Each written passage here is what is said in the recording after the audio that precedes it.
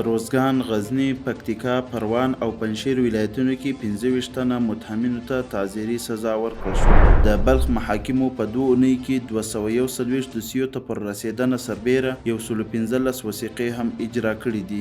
د کابل ولایت اختصاصي محکمې په 1 میاشت کې 40 دوسیو ته رسېدنه کړې. د زابل ولایت محاکمو په 2 اونیو کې 150 دوسیو ته پر رسېدنه سربیره 117 وثیقې هم اجرا کړي دي.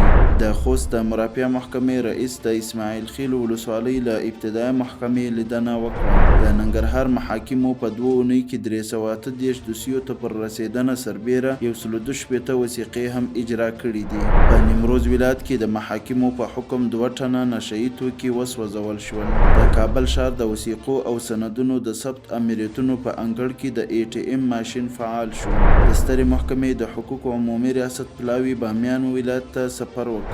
د پکتیا د مرافعه محکمې د مسؤلینو په هڅو د 2 کورنیو ترمنځ د قتل موضوع حل شو.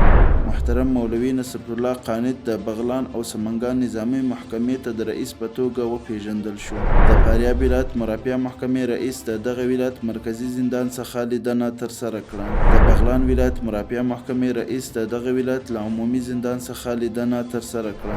د بادغیس مرافعه محکمې اداري غونډه ترسره شوه. د نورستان ولایت مرافعه محکمې رئیس د دغه ولایت له محبس او زندان څخه لیدنه ترسره کړه.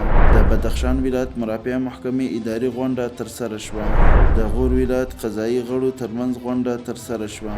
محترم مولوي عبدالمجید زلمی د سرپل ولایت ښاري محکمې ته د نوي رئیس په توګه ور وپېژندل شو. په سمنګان ولایت کې د قضایي او عدلي ارګانونو ترمنځ د همغږۍ غونډه جوړه شوه. د جوزجان ولایت مرافعه محکمې رئیس د دغه ولایت د زندان امریت څخه لیدنه ترسره کړه.